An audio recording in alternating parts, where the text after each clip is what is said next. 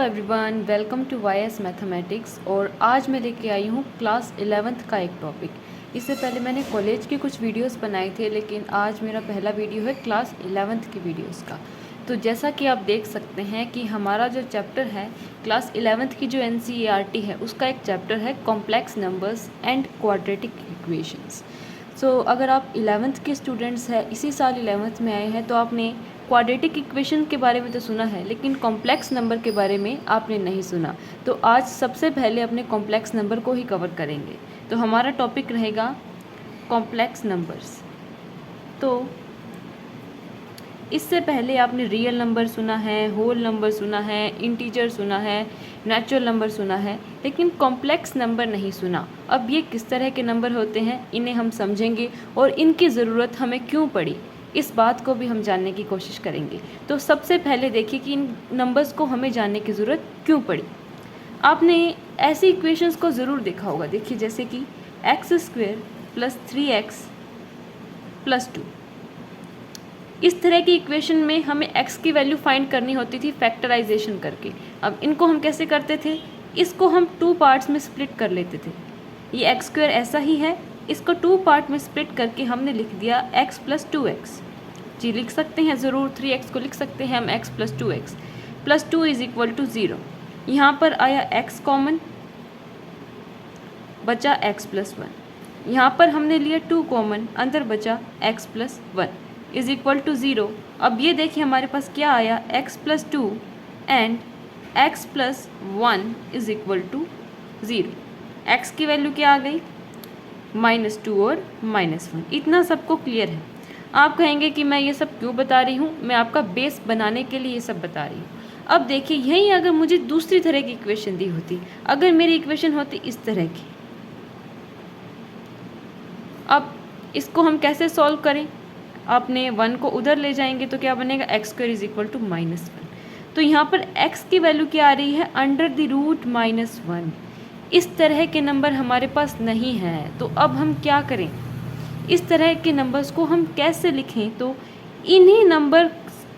इन्हीं तरह की इक्वेशन को सॉल्व करने के लिए हमारे पास आए कॉम्प्लेक्स नंबर्स। तो √-1 इसको हम कहते हैं आयोटा। इस चैप्टर में बहुत यूज़ होगा √-1, इसको हम कहते हैं आयोटा। अब आपको समझ आया होगा कि कॉम्प्लेक्स नंबर्स की ज़रूरत क्यों पड़ी। अब इसी लेक्चर को हम आगे कंटिन्यू करेंगे। इतना आपको समझ में ज़रूर आया होगा कि why we need complex numbers. This is iota. अब आगे देखते हैं कि हम कॉम्प्लेक्स नंबर्स को लिखते कैसे हैं। देखिए आपने आयोटा को तो समझ लिया क्या होता है, कि भाई समझ में आया √-1। अब कॉम्प्लेक्स नंबर्स को हम लिखते कैसे हैं, देखिए इनको लिखते हैं हम, नॉर्मल तरीका है z = a + आयोटा b। देखिए यहाँ पर a क्या है, हमारा रियल पार्ट, और ये क्या है, हमारा इमेजिनरी पार्ट। देखिए आप खुद दिमाग लगाइए कि √-1 जैसा कोई नंबर होता है, एग्जिस्ट करता है जी, नहीं करता। वो क्या है, एक इमेजिनरी नंबर है।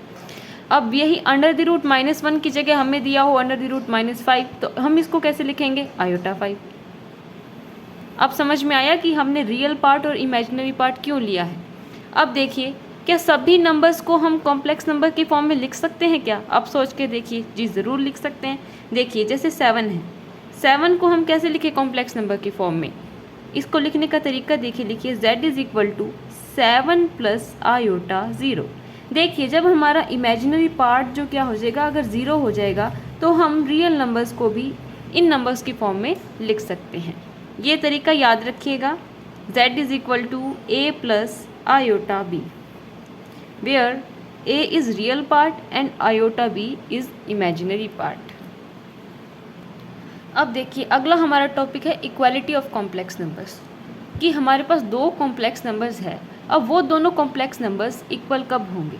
हमारे पास 2 कॉम्प्लेक्स नंबर्स है, z1 = a + iota b and z2 = c + iota d।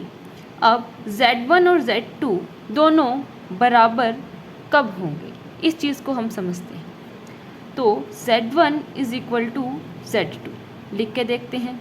A plus iota B is equal to C plus iota D। अब हमें क्या करना है, रियल पार्ट और इमेजिनरी पार्ट को क्या करना है, कंपेयर करना है। On comparing real part and imaginary part, देखिए यहाँ पर रियल कौन कौन है, A और C रियल है, इमेजिनरी कौन है, iota B and iota D। तो रियल पार्ट के इक्वल होगा, इमेजिनरी पार्ट के इक्वल होगा। तो A is equal to C होगा और इमेजिनरी पार्ट क्या है, B is equal to D होगा। अब बात समझ में आई कि दो कॉम्प्लेक्स नंबर इक्वल तभी होंगे जब उनका रियल पार्ट के इक्वल होगा और इमेजिनरी पार्ट के इक्वल होगा। अब देखिए आगे एनसीईआरटी का ही हमने क्वेश्चन लिया है। क्वेश्चन को ध्यान से पढ़ते हैं। If 4x plus iota 3x minus y is equal to 3 plus iota minus 6 where x and y are real numbers and we have to find the values of x and y। देखिए ये वाला complex number इस complex number के equal है जहाँ पर x और y real numbers है और हमें उन दोनों की वैल्यू फाइंड करनी है। अभी हमने पढ़ा है कि दो कॉम्प्लेक्स नंबर इक्वल कब होते हैं, जब उनका रियल पार्ट के इक्वल होता है और इमेजिनरी पार्ट के इक्वल होता है। हमारे पास ये कॉम्प्लेक्स नंबर दिया है 4x plus iota 3x minus y equal to 3 plus iota minus 6। इस क्वेश्चन में हम क्या करेंगे, बाय इक्वेटिंग